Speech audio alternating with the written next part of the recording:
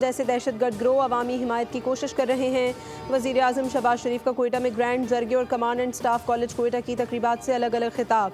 कहा शोहदा के लवाहिकीन को मुकम्मल ताउन फराहम किया जाएगा। फील्ड मार्शल आसिम मुनीर ने कहा कि दुश्मन की हर साजिश नाकाम बनाएंगे, चाहे अंदरूनी हो या बैरूनी। पाक फौज हर खतरे का भरपूर जवाब देने के लिए तैयार है। बलूचिस्तान में अमन पर सौदेबाजी हरगिज़ नहीं होगी।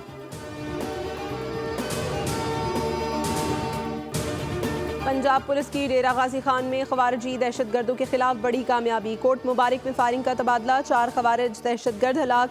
तर्जुमान पंजाब पुलिस के मुताबिक हलाक दहशतगर्दों के कब्जे से भारी मकदार में असलहा और गोला बारूद बरामद किया गया। इलाके में सर्च ऑपरेशन जारी है।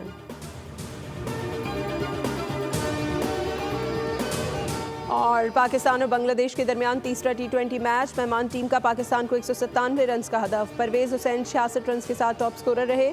पाकिस्तान की जानिब से हसन अली और अब्बास आफरीदी ने 2-2 विकेटें हासिल की। 3 मैचेस की सीरीज में पाकिस्तान को फैसला कुन बढ़तरी हासिल है।